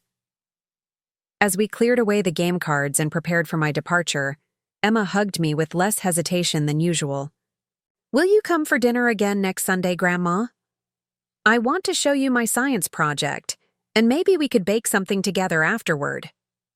The invitation, spontaneous and genuine, represented everything I had hoped might eventually emerge from this difficult process. Not duty-bound obligation, but authentic desire for connection. Not performance-based interaction, but collaborative experience. Not conditional approval, but mutual enjoyment. "I would love that very much," I replied, the simple truth requiring no elaborate explanation or qualification. As William walked me to my car, he seemed to be assessing something about my expression or demeanor. "You seem different tonight, Mom. More present somehow." "I'm trying," I acknowledged, accepting both the observation and its implicit comparison to my previous engagement with family gatherings. "It's not always easy or comfortable, but it feels important." He nodded, understanding the effort this represented without requiring detailed explanation. Emma noticed too. She mentioned it while helping with the dishes, that you seemed really interested in her art, not just being polite. The observation confirmed what I had hoped, that even my early, imperfect attempts at different interaction were registering as meaningful to my granddaughter. Small adjustments were creating noticeable shifts in her experience of our relationship. "Catherine has been surprisingly helpful," I admitted. "Her professional perspective offers concrete suggestions rather than just general criticism." William smiled slightly. "She tends to be better at working with other people's emotional patterns than managing her own reactions to them. The therapist paradox." This gentle acknowledgement of Catherine's limitations, offered without judgment or criticism, highlighted another shift in our family system. William was neither defending his wife completely nor siding with me against her, but recognizing the complex humanity in both of us. This nuanced perspective created space for authentic relationship rather than strategic alliance. "We're all works in progress," I observed, surprising myself with this philosophical acceptance of imperfection across our family system. Just at different stages of the journey. William's expression registered appreciation for this expanded perspective. "That's the most emotionally intelligent thing I've ever heard you say, Mom." "I've been reading the book," I reminded him with a small smile. "And practicing the concepts, however imperfectly." As I drove home that evening, I reflected on the distance traveled since that painful Mother's Day confrontation just 2 weeks earlier. The journey had begun with hurt and defensiveness, but was evolving towards something I had never expected to experience at 76: genuine transformation of lifelong patterns, expansion of emotional capacity, discovery of connection beyond duty and achievement. The process remained challenging and occasionally uncomfortable, requiring conscious effort and acceptance of imperfection. Yet it also offered unexpected rewards: Emma's spontaneous invitation, William's recognition of meaningful change, Catherine's professional support rather than personal judgment, and my own growing comfort with emotional territories previously deemed irrelevant or indulgent. The confrontation that had seemed so cruel, removing my chair and announcing my absence as a gift, had indeed forced our family to confront generational patterns we had silently perpetuated for decades. The painful moment had initiated a transformation that none of us could have anticipated, creating possibility for relationships of greater depth and authenticity than our previous careful distance had permitted. As I arrived home and prepared for bed, I noticed something unexpected, a sense of genuine anticipation for next Sunday's dinner with Emma, not from obligation, but from desire for connection. The daughter-in-law who had once suggested my absence as a gift had inadvertently created space for presence of a different quality, more authentic, more engaged, more attuned to others' emotional realities alongside practical considerations. The journey remained incomplete, the transformation ongoing rather than finished. Yet something fundamental had shifted in our family system, creating possibility where constraint had previously seemed inevitable. At 76, I was learning a new language, not to replace but to supplement my existing vocabulary, expanding my capacity for connection beyond the limitations of my upbringing. Mother's Day had indeed changed our family forever, though not in the way any of us had anticipated when Catherine removed my chair from the table.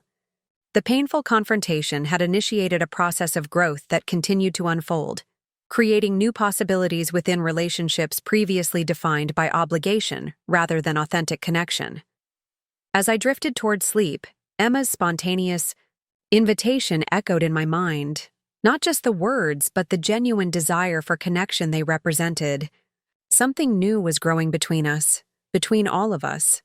Not perfect or complete, but authentic and alive with possibility. The gift, it seemed, had not been my absence after all, but the opportunity for different presence, one characterized by awareness rather than automated response, connection rather than evaluation, acceptance rather than condition.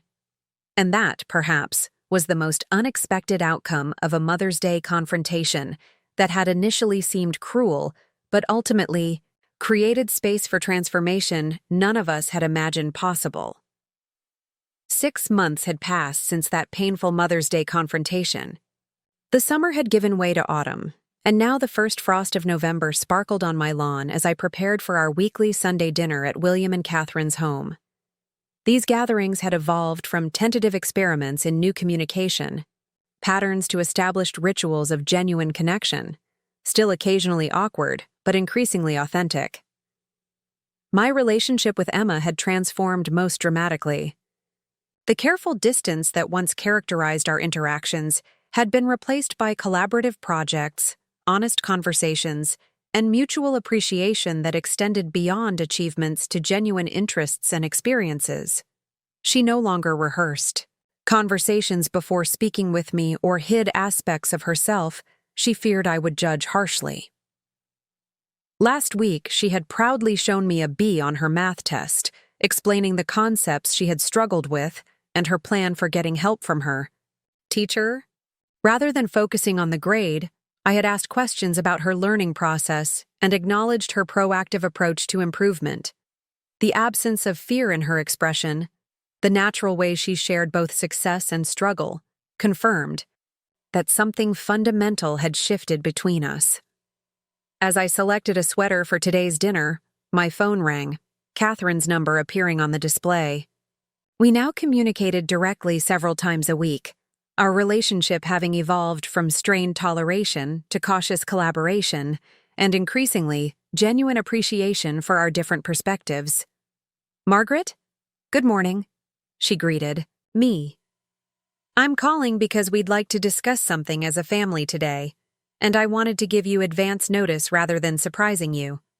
This considerate approach represented significant evolution in our communication. Catherine had learned that my need for preparation before emotional discussions wasn't avoidance, but a different processing style that functioned better with forewarning. "I appreciate that," I replied. "What should I be prepared to discuss?" "William has received a job offer in Boston," she explained. "A university position combining clinical practice with teaching, something he's been interested in for years. We haven't made any decisions yet, but we want to talk through how this might affect our family, including your relationship with Emma." The news landed with complex impact, Pride in William's professional recognition mingled with concern about potential distance from the connection with Emma that I had only recently begun to develop. In the past, I would have suppressed the emotional response in favor of practical considerations. Today, I acknowledged both aspects. "That sounds like a wonderful opportunity for William," I said truthfully. "And yes, I would value being part of the family conversation about what this might mean for all of us. Thank you for letting me know beforehand." "We'll talk more this afternoon," Catherine promised. "Emma's excited about showing you her latest art project, by the way. She's been working on it all week." This small detail, Catherine tracking and sharing Emma's anticipation of our connection, highlighted how our relationship had evolved beyond mutual toleration to genuine support of each other's important connections. We had become, if not friends exactly, then allies in nurturing Emma's relationships with all her family members. After hanging up, I sat with the mixture of emotions the news had generated. The potential move created legitimate practical concerns, but beneath those swirled deeper feelings about family connection, geographic separation, and the fragility of newly established patterns. Rather than dismissing these emotions as indulgent or irrelevant, I now recognized their importance in understanding my true priorities and concerns. Following Catherine's professional suggestion months earlier, I retrieved my journal and wrote about these feelings, naming and exploring them with increasing vocabulary and precision. The practice had gradually expanded my emotional awareness, creating internal space for experiences that once would have remained unnamed and therefore unaddressed. I'm concerned about losing the connection with Emma that we've only recently established. Physical distance might erode the progress we've made, especially given that our relationship still requires conscious effort rather than established ease. I'm proud of William's professional recognition, but worried about what this means for our family relationships. I'm anxious about whether the patterns we've established can survive geographical separation. The simple act of articulating these concerns reduced their amorphous power, transforming them from unnamed anxiety to specific considerations that could be addressed thoughtfully. This internal clarity would allow me to participate in the family discussion from a place of self-awareness rather than reactive emotion or rigid practicality. When I arrived at William and Catherine's home that afternoon, Emma greeted me with her now customary hug, no longer the careful, obligatory gesture of months past, but a genuine expression of affection. "Grandma, I have something amazing to show you. Come see before dinner." She led me to the dining room where a large mixed-media artwork was displayed on the table. "It's for my advanced art class," she explained excitedly. "We had to create a piece about family connections and communication." The artwork immediately captured my attention, not just for its technical skill, but for its content. Emma had created a triptych representing 3 generations of our family. The left panel depicted my parents and me in muted tones, figures, physically close but emotionally distant, communication represented by straight lines and right angles. The middle panel showed William, Catherine, and a younger Emma with more color and movement, some rigid lines softening but still present. The right panel portrayed our current family dynamic with vibrant colors and circular, interconnected patterns of communication flowing between all figures. "This is extraordinary, Emma," I said, genuinely moved by both her artistic skill and her insightful representation of our family's evolution. "You've captured something profound about how family patterns change across generations." She beamed at my response, particularly the acknowledgement of the conceptual depth rather than just technical execution. "See this part?" She pointed to small golden lines connecting the panels. "These represent how we're still connected to our history, not erasing it, but building something new that includes parts of the past worth keeping." The observation demonstrated remarkable sophistication for a 12-year-old, reflecting both William's psychological insight and Catherine's artistic sensibility alongside Emma's unique perspective. It also acknowledged something important about our family's journey. We weren't rejecting our history entirely, but transforming its inheritance into healthier patterns while preserving valuable aspects. What inspired this approach? I asked, using the question that had become a regular part of our interactions, focusing on her creative process rather than just evaluating the outcome. Actually, you did, Grandma, she replied, surprising me. Watching how you've been changing how we talk and connect made me think about how family patterns can transform over time. My art teacher said it was the most mature concept in the class. This acknowledgement that my efforts at change had not only improved our relationship but actually inspired her creative expression affected me profoundly. The emotional impact must have shown on my face because Emma reached out and squeezed my hand. "It's really good, right?" she said, recognizing my emotion without requiring its verbal expression. A bilingual fluency in different emotional languages that surpassed many adults' capabilities. "It's beyond good," I affirmed, squeezing her hand in return. "It shows extraordinary insight into human relationships and how they evolve. I'm not just impressed. I'm moved by how you've captured our family's journey." Catherine appeared in the doorway, observing our interaction with quiet appreciation. Over the months, she had witnessed numerous such moments, evidence of genuine connection developing between Emma and me through conscientious effort on both sides. "Dinner's almost ready," she announced. "William's just finishing the salad. Emma, would you help set the table? You can leave your artwork up. We'll work around it." This small accommodation, preserving Emma's creative display rather than prioritizing perfect table arrangements, represented another evolution in our family culture. Practical considerations remained important, but no longer automatically superseded emotional or creative priorities. As we settled around the table for dinner, the familiar ritual had developed new dimensions since those early tense gatherings, following Mother's Day. William and Catherine sat beside each other rather than opposite, their physical positioning reflecting their increasing solidarity as partners rather than adversaries. Emma and I sat across from them, our own connection having developed independent strength rather than requiring constant mediation. The potential Boston move remained unmentioned through the first part of the meal, our conversation instead focusing on Emma's artwork and school experiences, William's current patients, discussed in appropriately general terms, and Catherine's recent professional conference presentation. I participated fully, having learned to engage with these discussions beyond mere polite interest, asking meaningful questions, offering relevant observations, and connecting topics to broader contexts. After the main course was finished, William placed his napkin beside his plate, a gesture I recognized as signaling transition to the more serious conversation Catherine had prepared me for earlier. "So, we wanted to discuss something as a family today," he began, glancing at Catherine, for confirmation before continuing. "I've received a job offer from Harvard Medical School, a faculty position in their clinical psychology department combined with practice at their teaching hospital." "That's wonderful, William," I said sincerely. "Recognition well deserved." Smiled slightly at the praise. "Thank you. It's an exciting opportunity professionally, but it would obviously mean relocating to Boston, which has implications for all of us." Emma looked between her parents, her expression suggesting this wasn't entirely new information to her. "Dad would be teaching other therapists and doing research besides helping patients," she explained to me. "It's kind of his dream job." The pride in her voice highlighted another change in our family dynamic.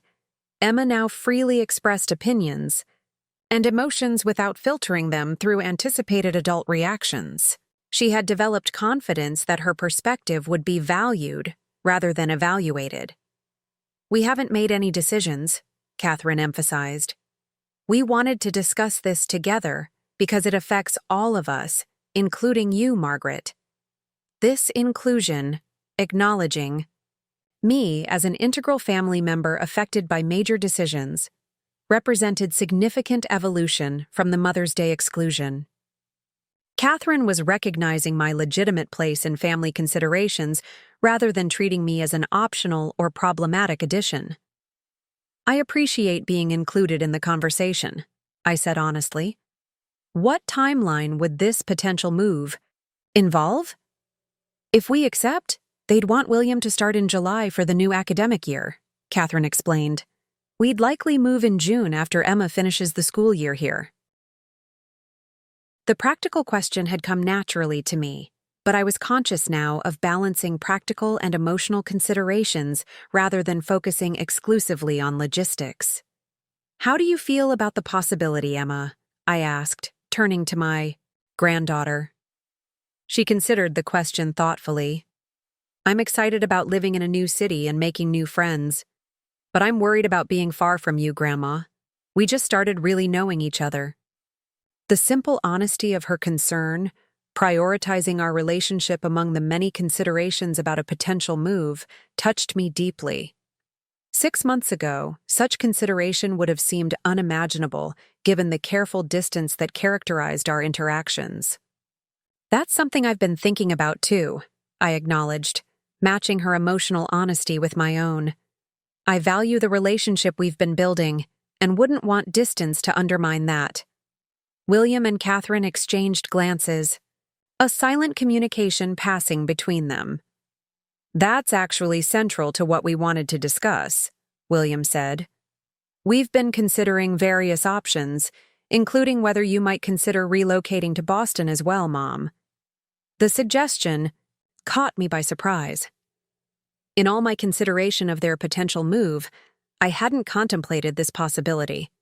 Move to Boston? Leave the home I've lived in for 40 years? It's just one option to consider, Catherine clarified quickly.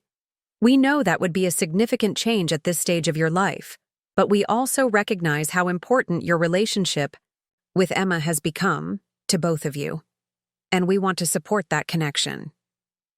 This acknowledgement that Catherine valued my relationship with Emma enough to consider major life adjustments around it represented extraordinary evolution from the woman who had once suggested my absence as a gift. She was now advocating for my continued presence in their lives, recognizing its positive impact rather than problematic influence. We're not asking for an immediate answer, William added, just introducing the possibility for consideration. There are other options we can explore as well: regular visits, extended stays, technology to maintain connection between visits. The thoughtfulness of their approach, presenting options for consideration rather than decisions for acceptance, acknowledging the significance of the choice without pressuring for immediate response, demonstrated how our family communication had evolved over these months of conscious practice. I would need time to consider all aspects of such a major change, I said carefully. But I'm touched that you would include me in your plans this way. It's not something I would have expected 6 months ago. Catherine smiled slightly at this, reference to our past conflict. 6 months ago, I wouldn't have suggested it, she acknowledged frankly. But watching your relationship with Emma transform, seeing the effort you've made to develop emotional awareness and connection, it's changed my perspective on what's possible and what's important. This honest assessment, acknowledging both, our difficult history and meaningful progress, created space for similarly honest response from me. My perspective has changed as well, I admitted. 6 months ago, I prioritized familiar routines and environments over emotional connections. Today, my relationship with Emma figures much more prominently in considering what matters most at this stage of my life. Emma looked between the adults with evident satisfaction at this exchange. See? This is exactly what my art project shows. How we've all changed how we communicate. It's like we've developed a new family language that includes parts of everyone's original way of talking. Her insightful observation highlighted exactly what had evolved through our months of conscious effort. Not wholesale transformation of individual personalities, but development of a shared communication system that incorporated elements from different approaches while transcending their individual limitations. That's precisely it, Emma, William agreed, his professional appreciation for the accurate observation evident. We've developed what family systems theory would call a more functional communication pattern, one that allows authentic expression while maintaining connection. Catherine rolled her eyes good-naturedly at this theoretical framing. And that's my husband, always translating emotional insights into academic terminology. We all laughed, the gentle teasing reflecting increased comfort with acknowledging each other's tendencies without judgment or criticism. Even this small exchange demonstrated how our relationships had developed greater ease alongside deeper authenticity. As conversation continued about potential arrangements and considerations regarding the possible move, I found myself engaged in a fundamentally different family discussion than would have been possible months earlier. While still offering practical insights about housing markets and relocation logistics, I also expressed emotional considerations about maintaining important relationships and adjusting to significant life changes. Most remarkably, I found myself genuinely contemplating the possibility of leaving the home where I had lived for 4 decades to remain geographically close to Emma during her formative teenage years. Such prioritization of relationship over routine would have seemed incomprehensible to me before our family's transformation began. After dinner, as William and Catherine cleared dishes, Emma helped me into my coat with the careful attention she had always shown, though now the gesture contained genuine connection rather than merely polite assistance. "Would you really consider moving to Boston, Grandma?" she asked quietly, her expression revealing how much the answer mattered to her. "I'm giving it serious thought," I replied honestly. At 76, major changes don't come easily. But some things matter more than familiar surroundings and established routines. "Like what?" she prompted, seeming to want explicit acknowledgement of what those priorities might be. "Like continuing to know my granddaughter as she grows into the remarkable young woman she's becoming," I said directly, the emotional honesty much less difficult than it would have been months earlier. "Like being present for important moments in your life rather than hearing about them afterward. Like building on the relationship we've been developing rather than watching it diminish through distance." Emma's eyes filled with tears, not the manipulative emotional display I once would have dismissed as excessive, but genuine feeling I now recognized as appropriate response to meaningful connection. "I'd really like that," she said simply. "Having you close by, I mean. We could still have our Sunday dinners and art projects and everything we've started doing together." "That possibility is certainly a significant factor in my consideration," I acknowledged, allowing my own emotional response to show rather than suppressing it behind practical analysis. "Whatever decision we make as a family, maintaining our connection will be a priority." This assurance that our relationship would remain central regardless of geographical arrangements visibly comforted her. The transformation in our connection over these months had created a foundation strong enough to withstand potential challenges rather than fracturing under first pressure. Catherine approached as Emma and I finished our conversation. "I'll walk you to your car, Margaret," she offered, another small tradition that had developed during our months of evolving relationship. Outside, the November evening had turned cold, our breath visible in the porch light. Catherine pulled her sweater tighter as we walked toward my car. "I meant what I said about considering all options," she said after a moment, "including adjusting our plans if moving to Boston doesn't make sense for everyone involved." This willingness to accommodate my needs alongside their own represented extraordinary evolution from the woman who had once removed my chair from the family table.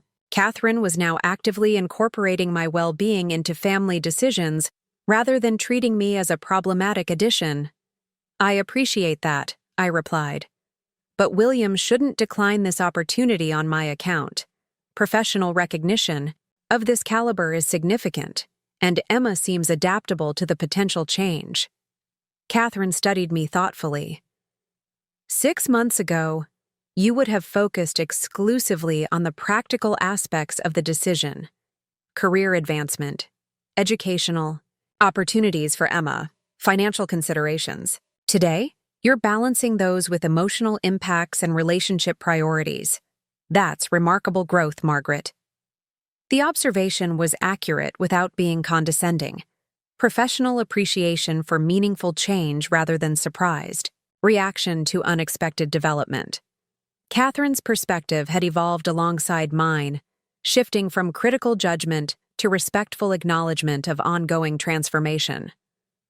"I've had excellent guidance," I noted, acknowledging her professional contribution to my emotional development.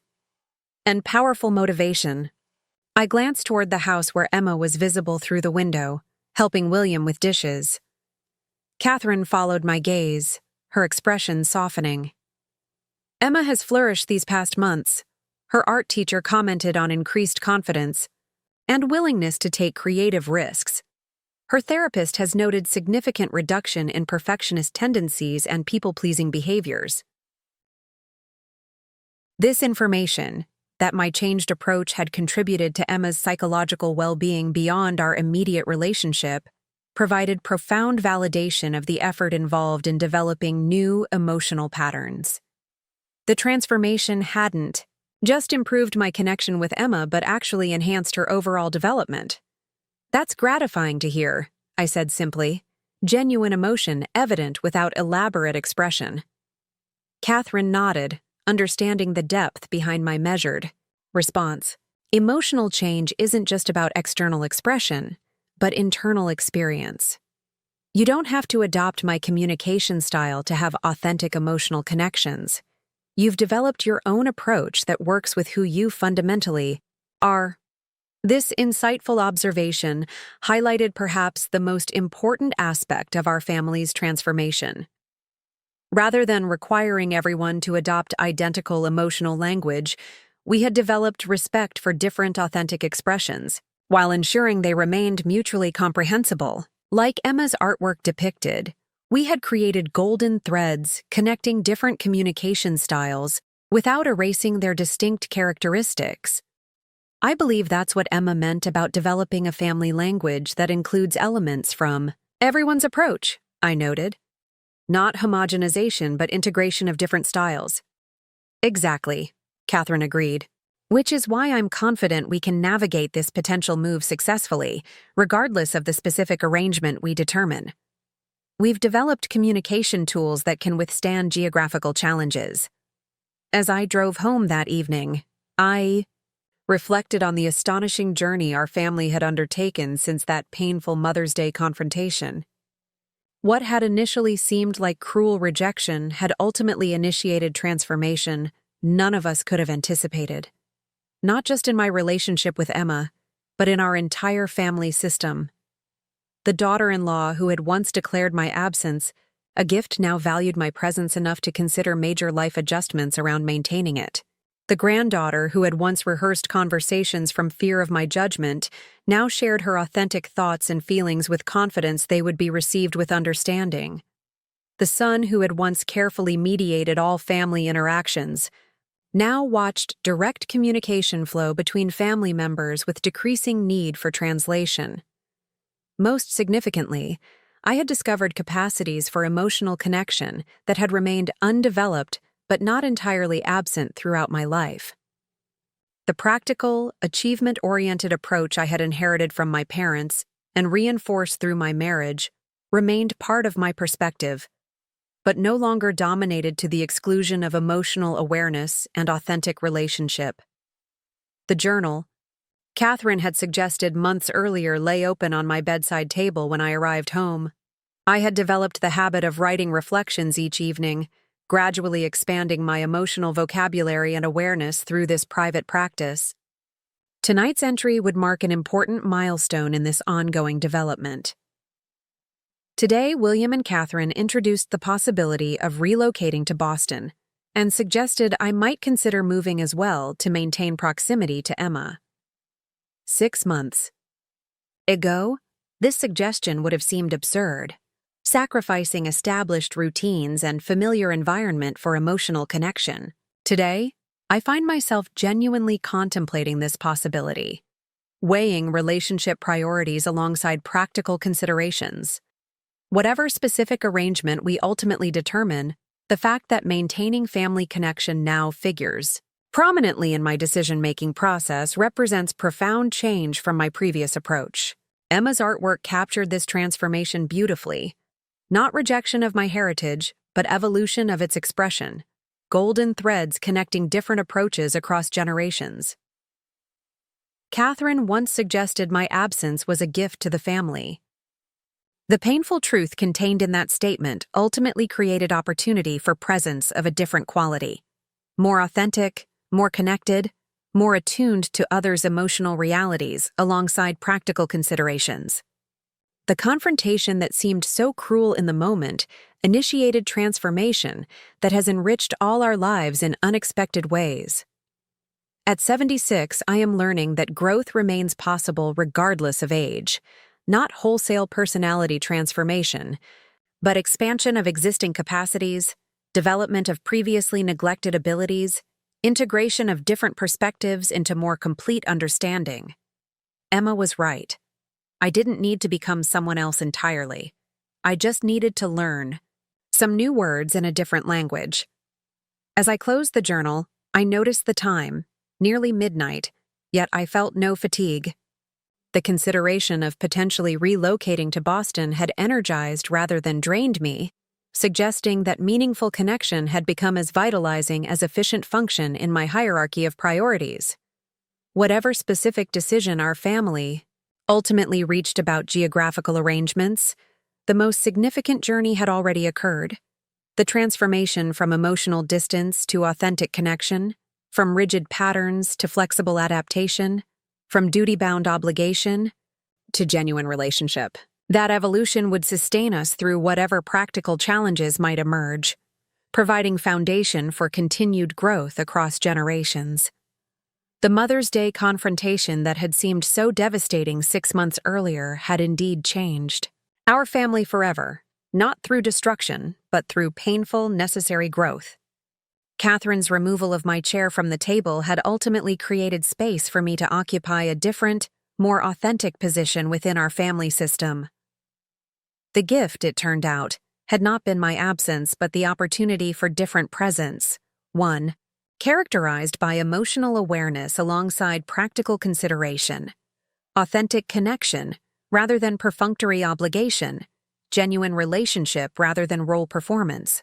That transformation, begun in pain but continuing through conscious effort, represented the most unexpected and valuable gift of all, the discovery that meaningful change remains possible at any age when motivated by love for those who matter most.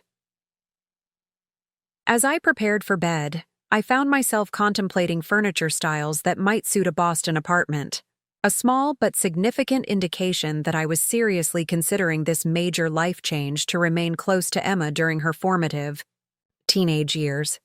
The practical planning brought comfort, not because it avoided emotional considerations, but because it integrated them into concrete action, the most authentic expression of my particular emotional language.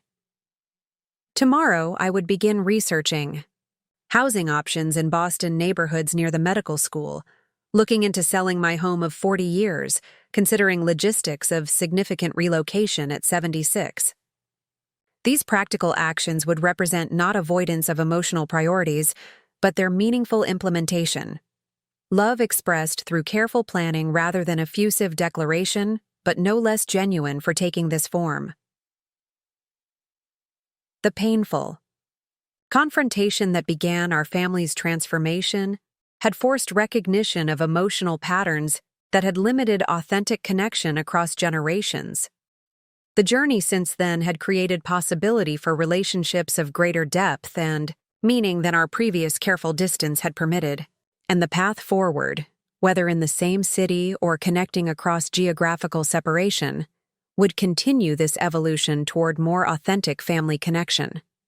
Mother's Day had indeed changed everything, though in ways none of us could have anticipated when Catherine announced my absence as a gift. The painful moment had initiated healing that would continue through lifetime practice rather than single transformation, the ongoing journey of family connection across different emotional languages and generational patterns. And that journey, with all its challenges and rewards, was perhaps the greatest gift of all. Up next, you've got 2 more standout stories right on your screen. If this one hit the mark, You won't want to pass these up. Just click and check them out. And don't forget to subscribe and turn on the notification bell so you don't miss any upload from us.